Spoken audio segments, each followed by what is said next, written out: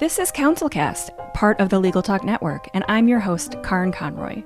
When you face a complex case outside your expertise, you bring in a co-counsel for next-level results. When you want to engage, expand, and elevate your firm, you bring in a marketing co-counsel. In this podcast, I bring in marketing experts who each answer one big question to help your firm achieve more. Here's today's guest. Hi, I am Stephanie Riel. I am a brand strategist and marketing consultant and the founder of Real Deal Brands. I actually started my first business at the age of 22 before I had any idea what I was doing. And that has evolved into a lifetime of brand strategy work. I love helping business owners launch or relaunch their businesses using the science behind branding to build that with intention for the ideal target audience that my client is trying to hit. In my free time, I love trips to the beach, spending time with my dog, and keeping an eye on all the latest biohacking or wellness trends and trying them out too. Oh, I love that. And I know that we're going to kind of come back to the biohacking thing towards the end when we're talking about the book, because you mentioned that. But it really ties in with a lot of what we're going to talk about today. And so before I get ahead of myself, the topic and the big question and the actually today it's not a question, it's just a title of the show is how to leverage the science of branding. And so we're going to get into the science and basically what is happening in your brain when it comes to branding, because I've had a handful of guests lately when we've been talking about design and branding and the value of it, but I think it gets really undervalued. And so I think it's really important to talk about what's happening inside your brain psychologically and why that works and why that's important and valuable. So thank you for being here to begin with. I'm so excited to be here, and I'm so excited. This is my favorite topic to talk about because oftentimes a lot of business owners, entrepreneurs, professional service providers that I work with are getting it a little wrong. So it's good to provide the education and to give some intention and insight behind the why of why we choose or why we set up a brand the way that we do, that it can maybe help everyone a little bit more. So let's talk about getting it wrong, because that's one of my favorite topics. Like, I love asking people about mistakes that people are making on a certain topic.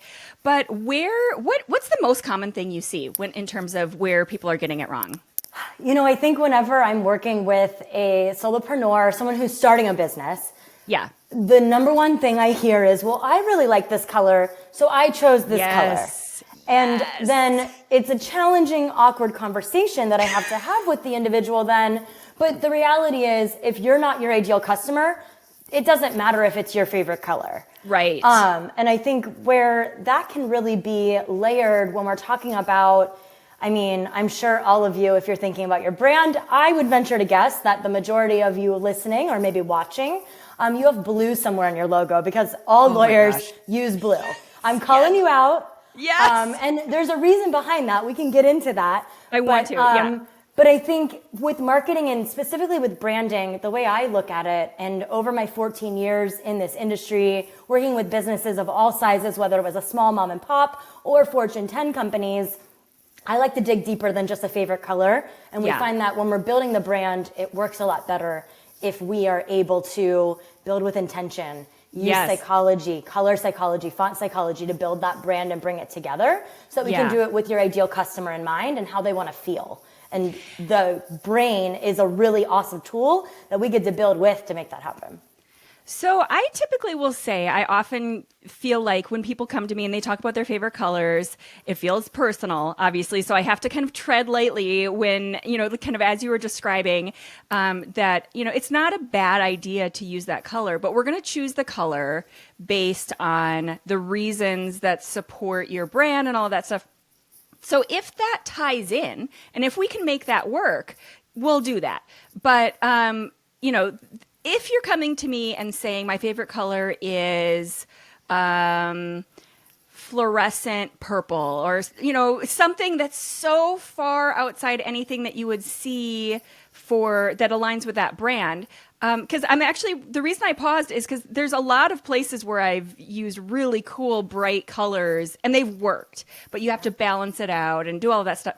So let's go back to this blue idea, because I feel like that would have been a light bulb moment for a lot of attorneys. Like, oh my gosh, there is a lot of blue, especially navy blue. Yeah, I was like, especially that beautiful navy shade that gives you kind of a nautical vibe. But yes, and then there's not necessarily, I say it in jest, and I know we're laughing, and I don't want anybody who is listening in on our conversation to feel like you're doing something wrong, because it makes a lot of sense that you chose blue, and I'll tell you why. Yeah. Blue, our brains, it's one of the most calming and receptive colors. It's one of the most neutral colors. So a lot of people, some colors are really standoffish to certain people depending on their gender, their age, those different demographic identifiers. But blue is the most commonly accepted color. So it's very welcoming, which is great. Yeah. As lawyers, you got to be welcoming.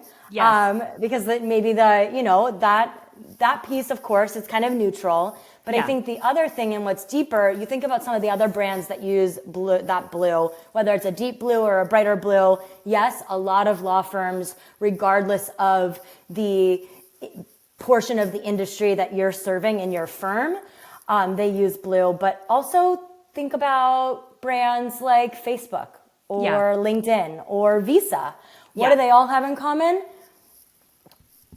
Big tech, banking, financial, security, but also trust. And so blue is this color that our brains, and the thing that I really love and what color psychology teaches us all about is before you even have words on a page that somebody's reading, or maybe it's a video, and before anybody's even speaking, if they're seeing your logo first and your colors, that subliminally is sending a message toward your brain where it's in our subconscious, where our brain is already starting to form an opinion and make a judgment about the brand without even hearing anything else about it. And so why that's really purposeful and important to know is the color you choose, while it's not the only element of the brand and neither is your logo, your brand is so much more than that. It is something that's going to be speaking to your customer before you're even speaking to your customer. And that is huge.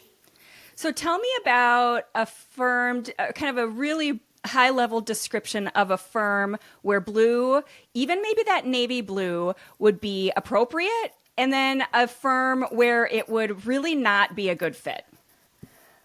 I think the one thing that I'll say before I answer either of those questions is if everybody is doing it and if all your competition are using the same colors, you're not going to stand out as easily. Right. So I would say maybe we take blue off the table and look at another color altogether, which might be scary. But I think with the proper branding support and working with a branding team, you can really go beyond that, get deeper, understand your core values, and also look at your brand data. That's one thing. Yes, I love the colors and I'm very creative. I'm very right-brained. I'm even left-handed. So my right brain is doing all the things. But I love to back that up with data. So a key part of the process that we take clients through when we're doing a branding project is take a look at your data first. That could be your Google Analytics data from your website, or if you're using like WordPress, they have native analytics as well, social media analytics, to really get a good idea of not only your audience and who you're actually attracting online with your marketing efforts, because it might be different than who you're wanting to attract, which oftentimes is the case if there's a misalignment in the branding, messaging, colors, etc. But then also making sure that if that person that's coming to the site isn't aligned, we fix that. If it is aligned, what are they doing when they get to your website? Or are they opening your emails and clicking on them? Because when we, just like in life, when we follow the action, we can better understand the intention. And so if we're really trying to connect with an audience member, with your ideal customer, but they're receiving your emails and they're not clicking on anything and you're asking them to, well, then something's missing the mark with the messaging or maybe the overall connection with the brand. And that's really what branding is all about. It's about building a human touch and a human connection point that is deployed through all of your marketing efforts, whether that's a bus advertisement placement of, a billboard. Maybe if you're a personal injury attorney, you all seem to really love those a lot. Maybe it's, your online presence, your website. And so I think we have to have that intention behind it first, backed by data. And there's very specific things that I look for and we do to run through that process. But then you build from there, because without the right foundation for your brand, you're really not going to have the same results for marketing, regardless if you're wrapping a bus or if you're doing something a little bit more digital or strategic, like running Facebook ads or something like that. Right. I will often be working with either kind of a large firm that has some, let's just say, established stakeholders at the top, but at the same time working with someone who's going out on their own, starting their own thing, and it's really a solo person starting a new firm, and they're doing something completely different. And so in those two cases, a lot of times the conversations I'm having with the established firm is, why can't we use navy blue? I really like navy blue. And so what I'll usually kind of come to this sort of mediation, happy middle point is, maybe if we just take a twist or a little left turn off of navy blue. So it's still blue, but it's a shade or a tint, or add a little green, or add something in there that makes it slightly different. And then the other thing that, if they're a little more flexible, that we can do is add an accent color where all of a sudden that's what stands out. And so the navy is sitting there and providing its nice, safe, solid brand and feeling. But then you've got this nice little pop of, and I can't stand it when people use this phrase pop, but but some other color that really stands out and kind of offers that fresh, different, memorable experience. So I just wanted to add that in, just because I know there's people in both of those buckets where they're like, but I really want the navy. How can I do it and keep some version of blue?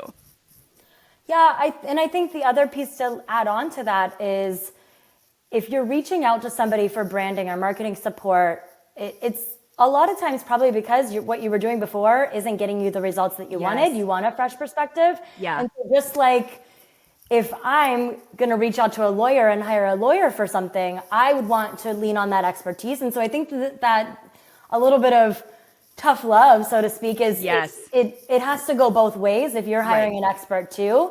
But I think we can become very attached to colors.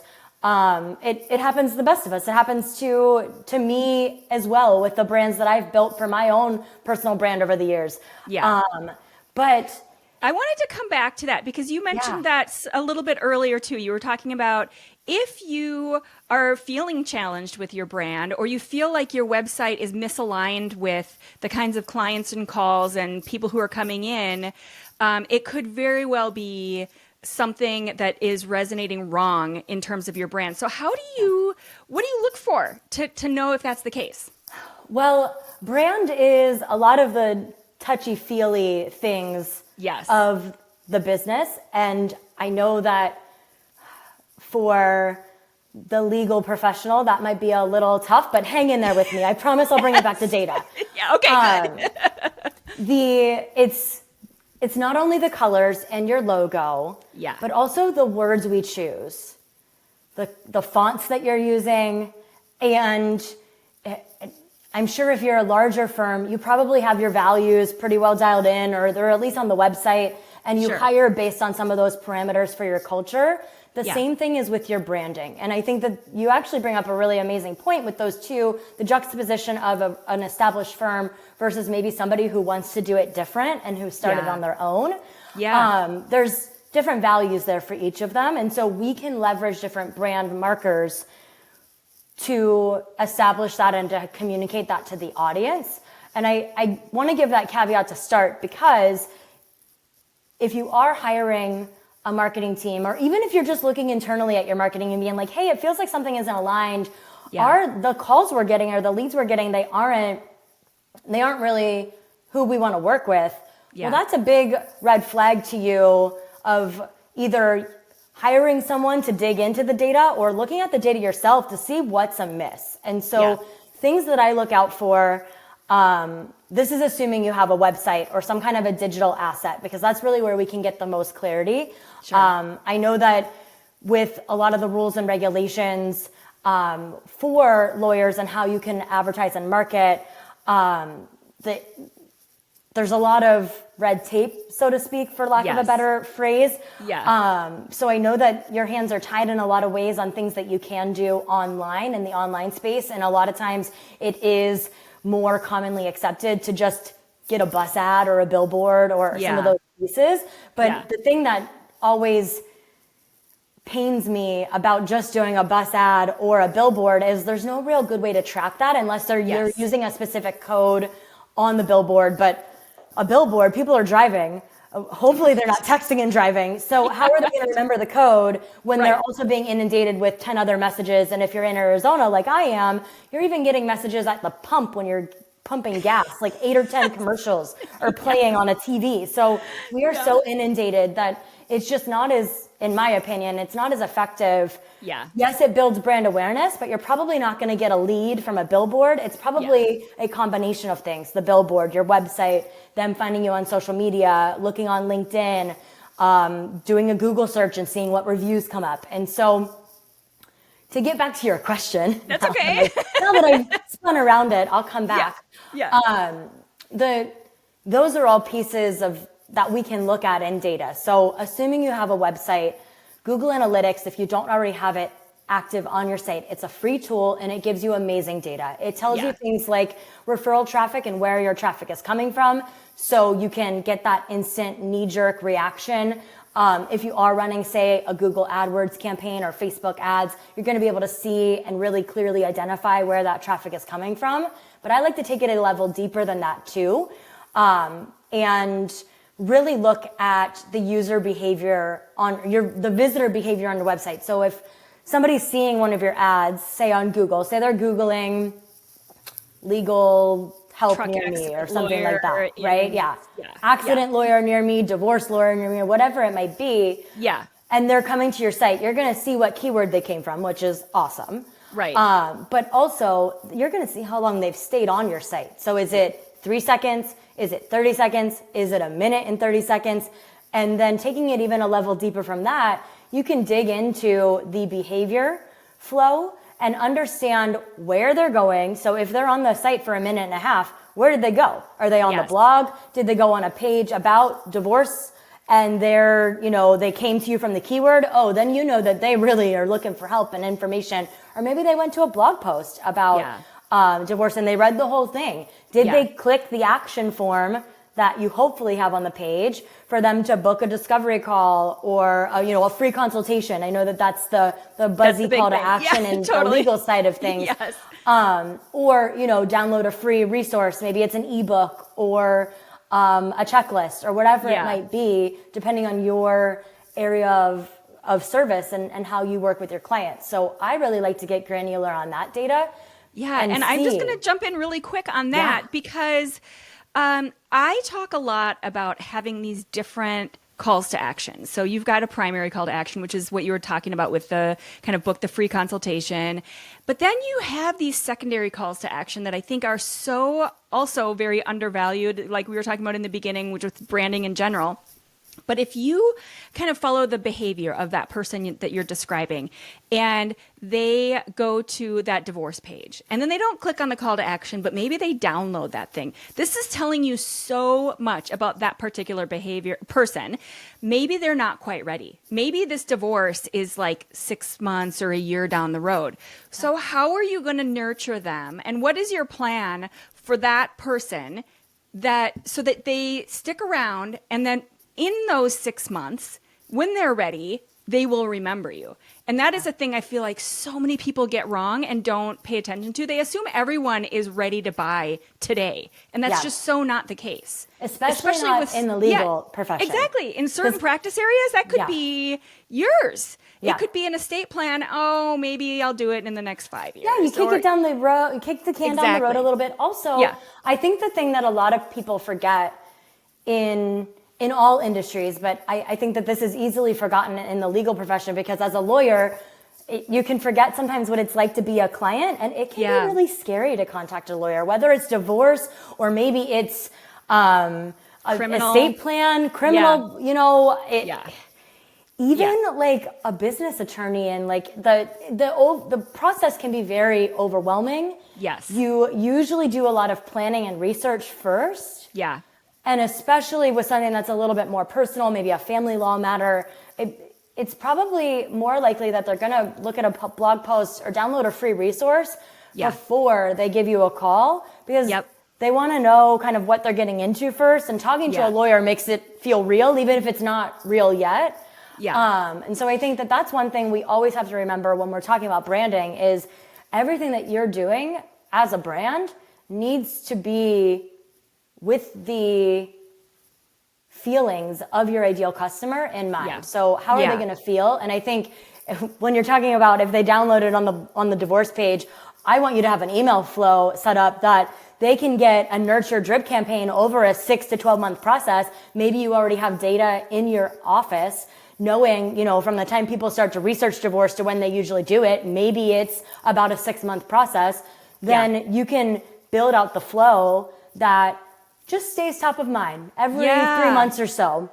And then when it comes time for them making the call, then they're going to call you because they've already built that know, like, and trust factor with your firm. Yes, exactly. I want to dig into that a little bit more in detail because it's not a place that is comfortable for a lot of my clients. This idea of having a download or a drip campaign or whatever that might be, but figuring out a way to capture their email and then provide this slow kind of communication is critical at this point. They kind of want to hear from you and understand what you have to offer. So how can we tie this back to branding, and how does that work in terms of, because branding, like we talked a lot about the colors and everything, but it's not, like you said, it's not just all the colors. So how can we tie that into like the branding and the messaging in order to kind of get that to work and make that such a good idea? Well, I think especially with legal information and some of the legal clients that I've had over the years, you all know the information and the law so well. That's what you go to school for. That is what is your area of expertise. That is what we want your help for if we need it in those areas. But as a marketer, I often find myself asking, what does that mean in English? Or tell me like I'm a fifth grader. Yes. Or a 5-year-old. Make it really simple that I can grasp what you're saying. Yeah. And I think when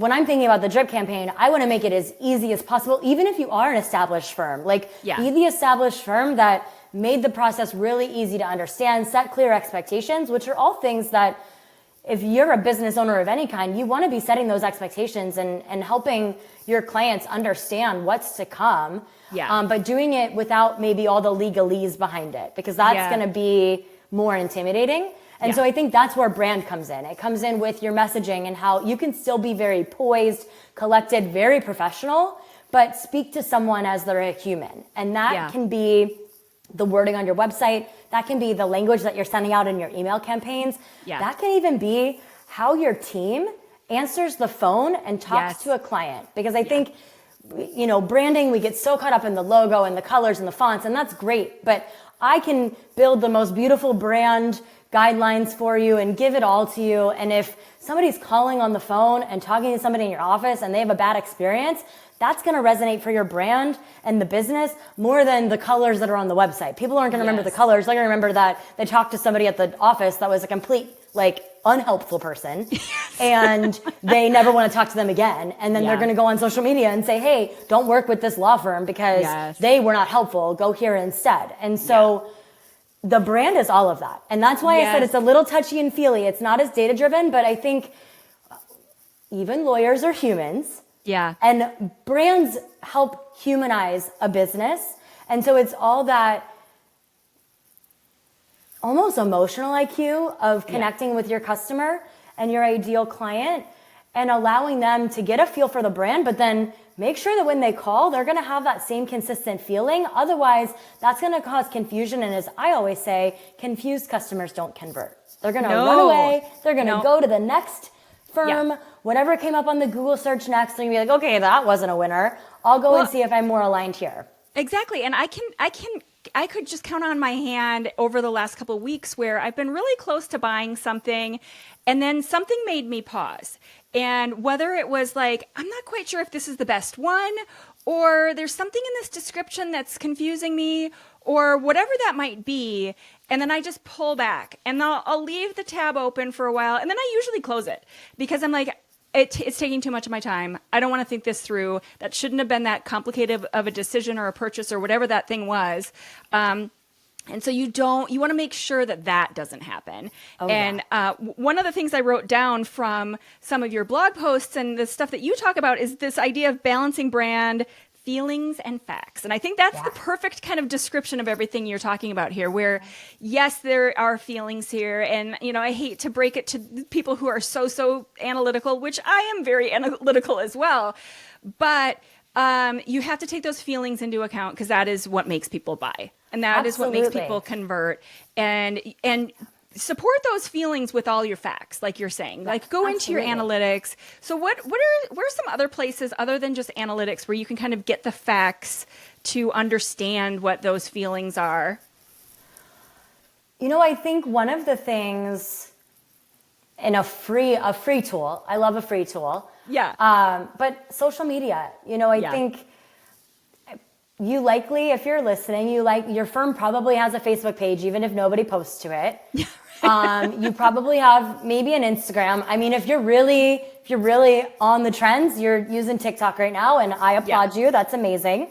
But they're most likely in LinkedIn for sure. Yeah. Like pretty much every firm is in LinkedIn, and that's where. And absolutely in LinkedIn. Yeah. I think though, when I'm thinking about like a family law matter or maybe something a little bit more personal, close to the vest, people aren't. Well, maybe nowadays they would, but traditionally speaking, and most typically over my 14 years of doing this, they're not going to be talking about that personal matter on LinkedIn as much as they might be talking about, hey, I have this business issue going on. I need a new legal resource. Yeah. Who do you know? So I think that we have to meet our customer where they are. Yes, a lot of times they're on LinkedIn, and I know that it's a very common thing for your practice to be on LinkedIn. But if you're in family law or maybe some of those more personal side of the law, maybe personal injury, your customer probably isn't on LinkedIn as much as you think they are. Yeah. They're going to be probably on Instagram, TikTok, Facebook a lot more. If for no other reason, then they're dealing with a lot of stress in their life and they want to escape it by scrolling. Yes. So you should be showing up there. Yeah. But I think the reason that that's pertinent and where you can find the data is there are some amazing, and I think, so I've been doing social media since Facebook was first around. So, same. And one of the things that I always work on with clients and we talk about is organic, because yes, you can run paid ads, and I have strategy for that all day and what has worked for law practices that I've worked with. But more importantly, to build that humanized touch and build your branding, organic engagement, jumping into conversations that are happening in real time. I love Instagram for this. You can do this on TikTok as well if you're there. And it doesn't need to be you, partner in the firm, but whoever's managing your social media should be doing engagement. And what I mean by that is you can jump into conversations by certain locations, depending if that's pertinent for your firm, certain words and topics. Guess what? Entrepreneurship is a huge topic on social media. So is divorce. So is personal injury and like getting into an accident. Yep. So you can jump into those conversations and meet your customer at the exact moment that they're really looking for that support. There's also a lot of accounts that maybe support people with those. Maybe they're different. Maybe they're not law firms, but maybe they're different counselors or complementary services. Maybe even some of those services that have popped up for like mediation and things. Yes, I understand that they're a competitor, but your audience is seeking out and gathering all the information possible before they make a decision of who to do business with. And so you can get a lot of information and jump into those conversations as the brand and start to build up that know, like, and trust factor there too. Yeah. And also sharing, like you were saying, with that email drip campaign example we were saying, adding value, educating your client on, or potential client on what's going on before they ever send the dotted line. And a great way to do that is blog content. And that's actually how the legal practices that I've worked over the years, that is the tried and true way that we have built leads over time to add value. Yeah. Give resources on, what to do if you've been in an accident. Like, what are the first things you should do if you're in the personal injury space? Even something as simple as when to know it's time to get a divorce. Now, I know that isn't necessarily legal advice, but it's what your audience is Googling if they're going to maybe need a divorce lawyer. So you get into the brain of them and remember the human side, and that'll help connect you to the brand and connect you to your audience at the same time. Yeah, the one thing I was going to add too in terms of social media, and you touched on kind of that, all the different platforms being different groups of people, and LinkedIn is such a different kind of animal.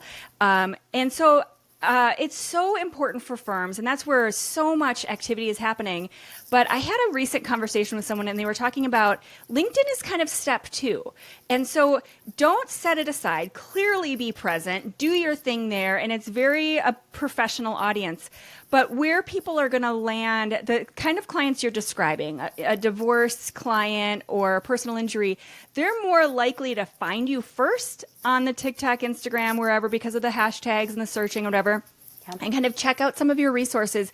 But they're going to land on LinkedIn, but it may not be that first place that they go. Totally. So kind of recognize that when they land on LinkedIn, they're looking for something different than when they are on those other platforms. Yeah. And so just kind of recognize the difference there. I think that's really important. I love that too. Content differentiation between platforms. So on LinkedIn, that's where I typically want to see you sharing awards that your firm has won. Yes. Maybe accolades that different partners or team members, different team building, because LinkedIn is an amazing recruiting tool and a B2B tool for you to showcase where you're at, showcase some of those honors that you're getting in your community or in your region. Maybe even some of the continuing education, sharing some of that, because it helps build that credibility. But you're right, for that general, like, obviously your business clients and those people, yes, they are on LinkedIn and they likely are looking for those sources, but that kind of content's going to go a long way for them too, to know that you're receiving accolades and awards, that, that you're keeping up on the latest trends and maybe talking about the legality of AI and IP rights there, or those other more forefront topics that are coming up in business conversations over and over again, versus that divorce client or personal injury client. They're probably going to Google you, and yes, your LinkedIn will likely come up, but they don't care as much about the team, or they probably do care about the accolades. They're going to see those, but they want more about like what you can do for them. And also for those really personal things, maybe it's a DUI case or something, you want resources to know what to expect in the process, because the first thing you think if you're in one of those situations is, oh my gosh, how much is this going to cost me? How long is it going to take? Is my life completely over? And so giving people the resources for those commonly asked questions. And the other thing, and this ties into branding too, your FAQs are gold as far as content that you can use for your blog, things you should be talking about on your email list. And it also helps build that know, like, and trust factor, which is essential for branding, because you can have the best colors in the world and use your navy blue with your accent color and still not be hitting the mark and not be speaking to your client's needs. And that's where the feelings come in. It's their feelings. How are they feeling when they come to purchase from me? They're probably feeling overwhelmed if they need to hire a lawyer, because you're like, oh gosh, how much is this going to cost? Right. And even to cost, like the cost of like the initial call. Right. And so I think that those are all things where we can meet our customer where they're at with the right value and alignment with the brand from the start. So what I love about this is just kind of thinking through that customer journey. And I know a lot of people talk about this customer journey, but we're going to segue into the book review in a minute. But the reason I wanted to mention this first is because if you think about that potential client once again, and they find you either on Facebook, Instagram, TikTok, where they do that initial kind of search and they're just initially thinking about it. It's kind of like, when you first meet a person, okay, I'm searching for a thing that I need. I'm thinking about me. And then they land on LinkedIn and you talk about your accolades and your rewards and the things that are those trust factors. If you led with those on Instagram and TikTok, that would be a misfire and that would not land well and it would feel super egotistical. And so once again, you have to kind of think through this sequence of not only their journey, but, and this is the segue to the book review, but the psychology of what's happening in their brain as they go through this process, right? Okay, so I love that I just I never have that smooth of a segue to the book review. That's amazing. It's usually okay, we're going to pause and now we're going to talk about the book. I love it. Well, it's so funny. When we were starting to talk about this, I was like, man, you try to avoid the hard turn, but you nailed it. That was awesome. That's the first time in 90 some episodes that it's been that smooth. But it is now time for the book review. And if you haven't already checked it out, we have a whole library on the website of all the books the guests have recommended. And it's such a good resource for awesome books on the topics that we're talking about. So Stephanie, what is the book that I just kind of nicely pitched and kind of, what's the word I'm looking for? I kind of set you up to introduce. And this is the best transition ever. I love it. I know we've hinted at it a little bit through our conversation today about the brain and about psychology. Yeah. That's always been such an area of fascination for me, specifically neuroscience and understanding our brains better, understanding the brain-body connection for just our overall health and wellness. But one of the topics that I've really dug deep into is our nervous system and our brain. And that's been a part of my health and wellness journey. But I have been reading a lot of Dr. Joe Dispenza. He's a neuroscientist. He teaches a lot on truly, to put it really simply, the power to be able to heal ourselves through our brain and the power of our thoughts and meditation. And so one of his books is called Evolve Your Brain. And it's cool. All about, and it's kind of I wasn't thinking this before, we had this conversation today, but it's a beautiful thread through my life of understanding that brain connection, whether it's the colors that we're using for branding or the importance of getting sunlight in the morning and what that does for our dopamine receptors and all these different chemical reactions that are happening because of our brain. And so the thing that I love about Dr. Joe Dispenza's work is it really does show us the deeper pieces of biology, and there's so much data. I'm not even going to try to quote any of the data from the book because he's brilliant. He's the expert. He's the doctor, and I'm just soaking all of it up. But what I love about it. Sorry to interrupt. What's one cool thing in terms of, because I love that kind of stuff as well. But what's one cool kind of piece of that you can think of in terms of how it ties into how we make those decisions? And because we were talking before about making the conversion happen and making people purchase whatever that means for you, whether it's picking up the phone or whatever. How does that work for our brains, and how does kind of branding and all that tie in? Well, from a very amateurish opinion from my own of digesting all of these different resources and putting my own spin on it, there's a reward factor, and that dopamine hit when even something as simple as a freebie on your website, which if you're fighting it, I would urge you to reconsider. There's a way to give value. And the cool thing about it is it almost gamifies it for our brains where we make the download and it feels good. Yeah. You think about it you get a coupon on a site and you're going to use it. It feels good. There's that immediate dopamine receptor that's activated, and it's really, really cool how you can find those different dopamine spikes to keep your customer engaged and connected to you through your customer journey. And so that's really on a deep neuroscientific level, what I'm doing with customer journey and the branding and the marketing plans that we put together, because we're trying to find ways that the ideal customer for our clients feels rewarded and wants to continue to learn more. Because that know, like, and trust that you probably hear a lot when you're thinking about marketing, it's all built by consistency, by giving value first, right? Not being egotistical and saying, oh, look at all these accolades and awards that I've achieved and received. That's great, but what's in it for me? Right. And that's just our human need to know what's in it for us. Yeah. The other thing, our brains are always just trying to keep us alive. It's a survival skill. And so it's interesting though, because marketers are just trying to tell you that you need to buy something all the time.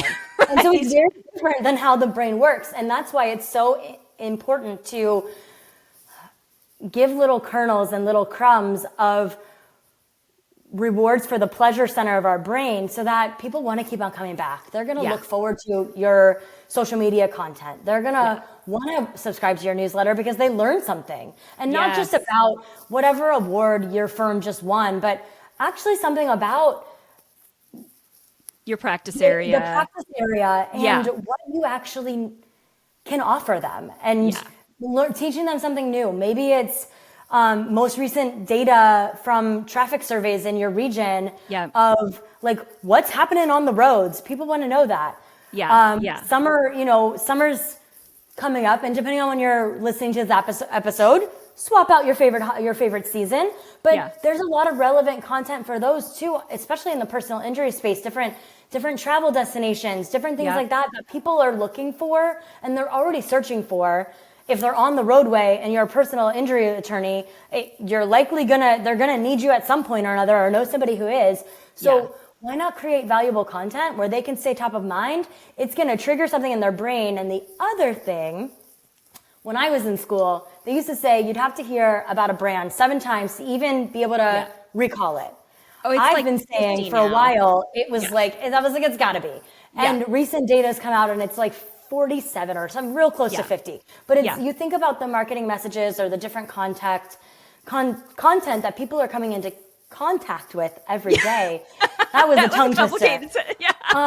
But you have to stand out among the crowd. And the best way to do that is staying top of mind, being consistent, and showing up on multiple channels, not just LinkedIn, not just Instagram, not just Facebook, but a lot of different channels. Maybe it's even Google AdWords. And then also, it could also just be developing a referral program for your clients, or just asking for the review online. It is so simple. And I know that there's a lot of red tape around what you can give for a review, things like that. But even just asking, saying, hey, we'd love for you to give us a review. It would mean a lot to us. It helps other people that need our services find us.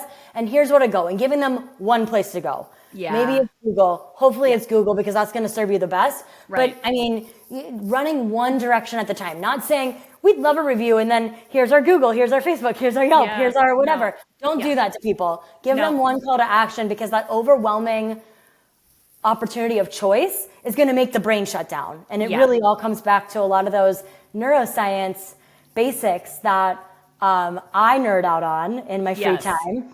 From very much like an understanding my body. I think our bodies are so cool from that level, but having this conversation today really made it click for me that it also helps me so much in my career and in serving my clients too. So and I do think earlier, a few minutes ago, you mentioned why not have this great freebie or download? And I can almost hear in the minds of a lot of my clients and the people who are listening is they're thinking, why not? Because I don't know what to do. I don't know what to have it be. I don't know. I don't know what that should be. And so this is the key, is don't let that be the hurdle that stops your progress, because that is the tricky part. And I'm not here to try to pretend like I have the answer across all practice areas and locations, because I don't. And that is going to be different for every firm and every audience and every practice area. And that is the key, is finding what thing answers their question and really gets them. Getting that real good hook in there and getting the right people to put that message, and that's the key. That's what it all comes down to. And that's not easy. That's where the work is. Yeah. And I know we say it so simply, like it's this easy thing. And I know that there's a lot that goes into that. But yes, I think the thing that I just want to remind everyone listening is I know oftentimes we say we don't know when we actually do know. The reality is you've been practicing law for however long you've been practicing. You know a lot. You know more than your clients. Yes. And you have years upon years of frequently asked questions, which are what those freebies need to be about. If you're answering the same question 5 times in a week, put a freebie on your website. People will stop asking the question if for no other reason. Selfishly, they'll download your freebie instead, and then you have their email address. Exactly. Wonderful. Yes, exactly. And then you've got your drip campaign, and you can slowly just be top of mind, reminding, and then all of a sudden you are 10 steps ahead of everybody else around you, because as common as you see this in every industry, for lawyers it is it's not as common. I guess I'll put it that way. It's just not as common, but it's an easy way to do some great marketing. And the last thing I'll say about that is that email marketing has such a huge return. So, Stephanie, what is the one big takeaway that you'd like people to get from this episode? Because we talked about a lot of different stuff. Oh we talked about were all over colors, the place. navy blue. If you know what, my biggest takeaway, if navy blue is in your brand, it's okay. Yes. But I think you asked earlier, and I actually don't know if I answered or not. This just came to me, talking about that experienced firm versus a new firm, or cases where maybe the blue makes sense where it doesn't. And I think blue does have a feeling of tradition. Also, your fonts, which I know we didn't talk about at all, but those give your audience a very clear picture of who you are. And every firm's going to be a little bit different. If you've been in business and practicing for decades, it will probably come out of left field and turn off your ideal customers or your existing customers that might want to hire you again. If you're trying to come out and be a little bit more modern with your fonts and your messaging and change your colors so drastically. So I understand that, and I feel that pain. I think where you can, even in that established firm perspective, where you can start to experiment is maybe bringing in a secondary color but not just trying it and picking a color out of a hat, but doing it with the data as your guide, because I know as legal professionals, you want that data. And I think the biggest takeaway is, yes, branding it's a feeling, it's a little bit touchy-feely and creative, and it probably makes you uncomfortable, but it is so paramount for your business. And there is so much data behind it that we can get really comfortable on your data, help you understand the why behind the decision or the recommendation that's being presented, and work on it slowly. Even if it is, like you were saying, the navy blue to a different shade of blue, that transition's probably going to happen over time. Or if you're a brand new firm, you're stepping out on your own and you want to do things differently, then I would urge you to not use the same color palette as your competitors. Yes. Step out in a different color, but have intention behind it. Don't just pick red because you think it stands out. Red actually alerts danger and being unsafe, and it probably reminds you of grade school and getting marks off on your paper, or a stop sign. None of those things are feelings you want your audience to feel, but there's a way to be really intentional. Maybe it's picking a different shade of a blue, maybe it's a more modern color, maybe it's a green, but it depends, and it's such a unique approach. So I can't sit here and say, don't use blue, use a different color altogether, because it's so personal. But once you dive into what your firm is all about and who your ideal customer is, you can let the data be your guide to build a really beautiful brand that's aligned, that's going to give your ideal customer that true feeling that you want for them to build that trust with you and ultimately do business with you. Yes. Oh, that was the perfect summary. I feel like that just nailed it right there. Like, at the end of the day, you have to kind of tap into those touchy-feely feelings and all of that stuff, but use the data. And that's what is going to make it work. And that's going to be the difference between those firms who have tried to do branding and they didn't do data-based branding and it didn't work. And so they thought the whole thing was just a bunch of BS and it wasn't really, it doesn't work. And that makes all the difference, is knowing, having those purposeful reasons for all the choices that you make. Yeah, I love that.